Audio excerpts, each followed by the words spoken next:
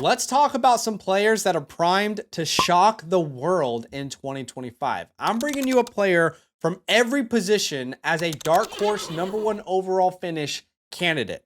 Here's the thing. Every player I'm going to talk about today is being drafted outside the top 6 at their position, but I will present a case for how they can finish #1 overall.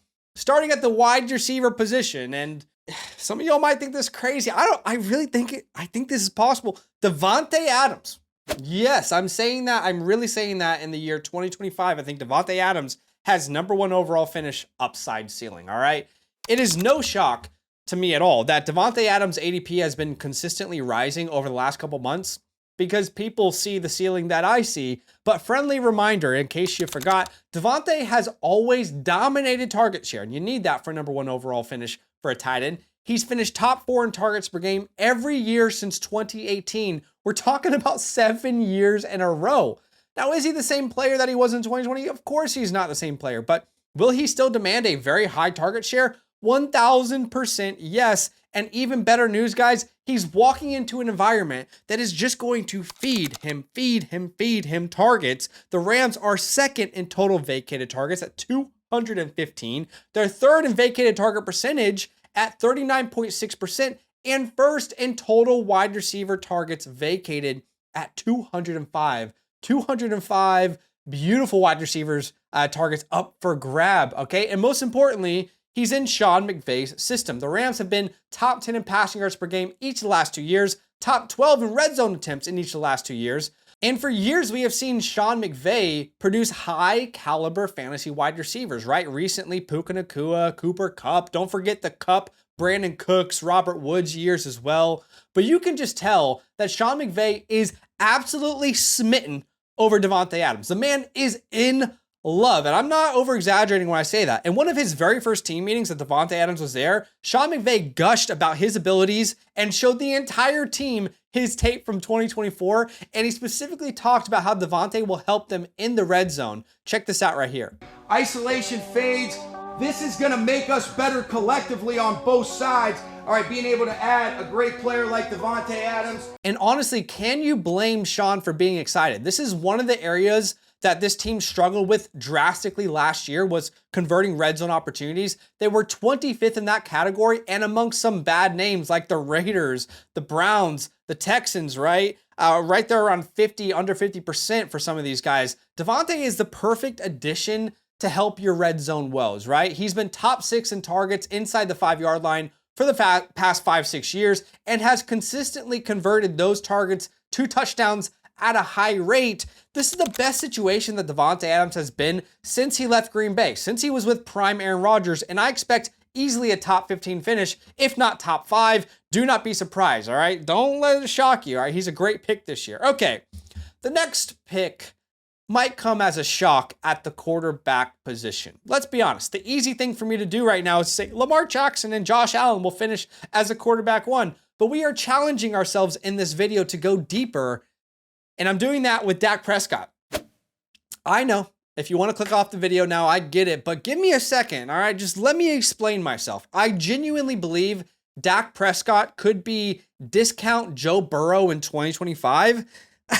Again, give me a second here. Think about it. Last year, the Cowboys, their defense was truly atrocious, okay? They were second to last in points allowed per game at 31st, and they were 28th in yards allowed per game. Their defense was awful, and that forced their offense to be aggressive through the air. They were top 3 in passing attempts per game and 10th in passing yards per game. And ask the question to yourself, what have they done this offseason to change things? Well, in the first round of the NFL draft, they took an offensive lineman. That's so good for Dak. That's so good for the offense.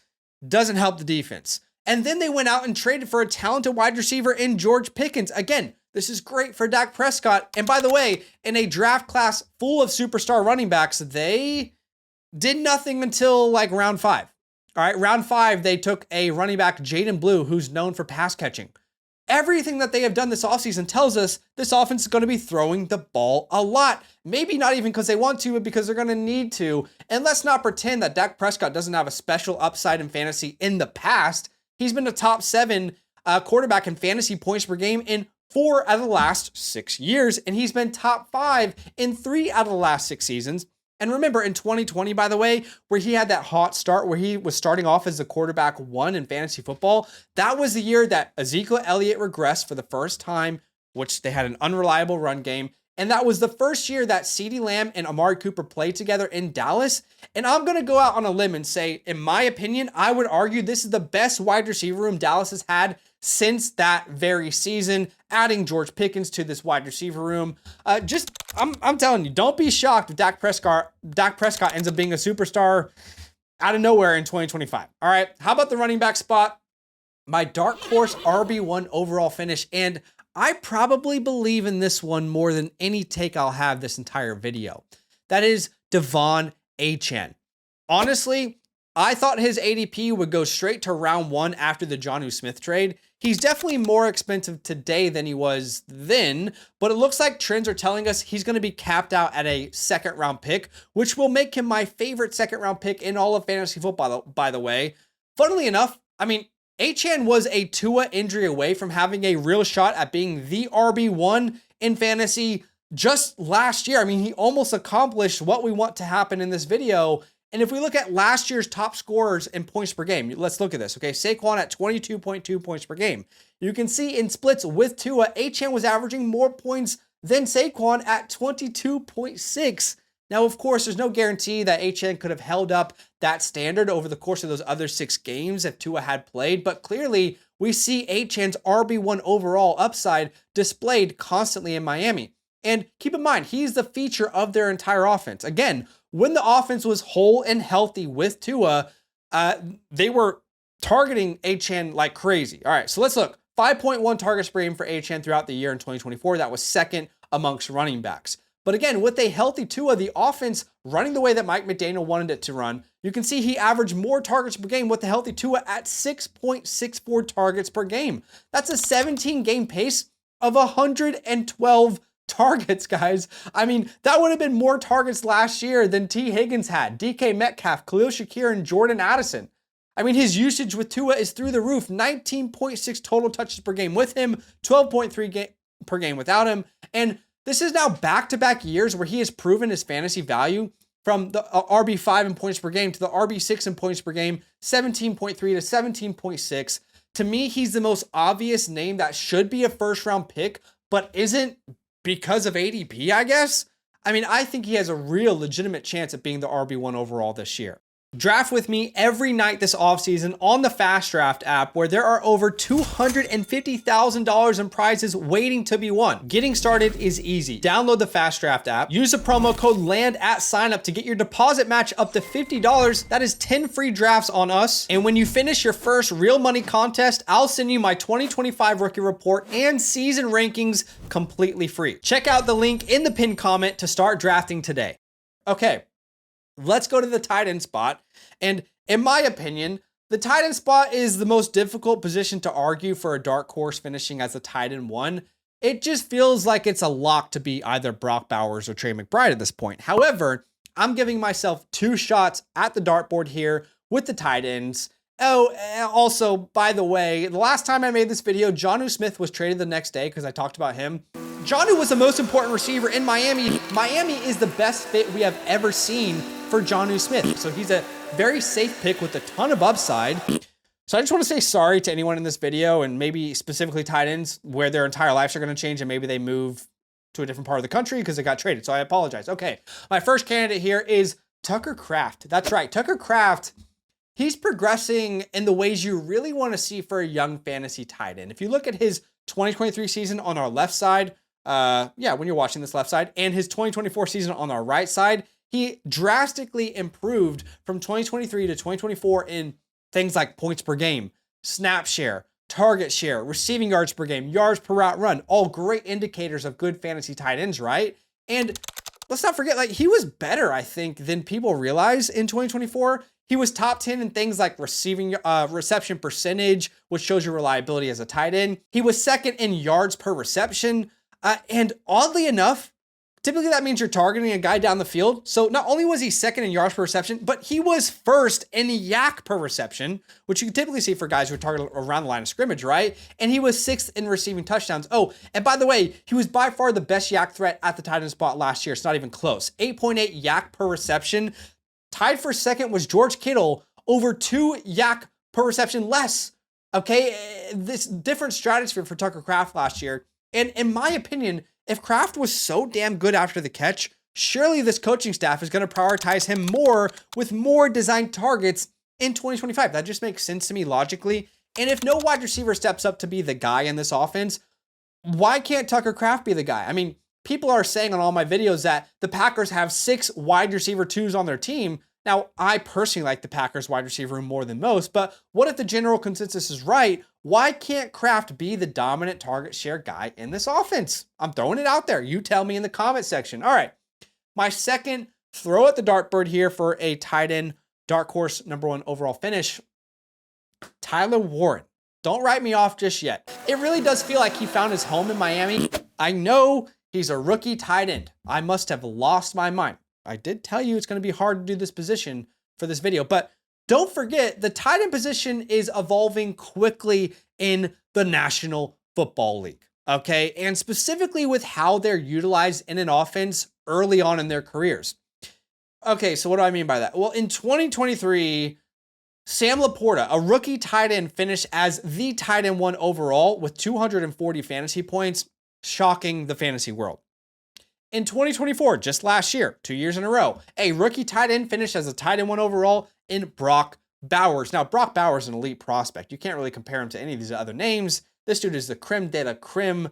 All right, he is the Biscoff of cookies. But the same thing can be said here, and it was a shocker for Brock Bowers to finish tight end 1 for a lot of people. Same with Sam Laporta. And look, I'm a huge Josh Downs guy. I love Josh Downs. However, the target share on this team is kind of open for grabs. I think anyone can take a hold of it. And don't forget, Tyler Warren is a special prospect. Here is every tight end drafted top 15 in the last decade. It's only 5 names. It includes 2 guys this year, as well as Brock Bowers, Kyle Pitts, and TJ Hawkinson. We're talking about a round 1 pick that helped Penn State make the college football playoffs and accounted for over 32% of the entire air attack last year for that team.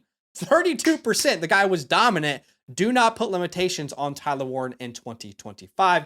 Okay, I want to give you a bonus player, and we're going to the wide receiver position now, okay?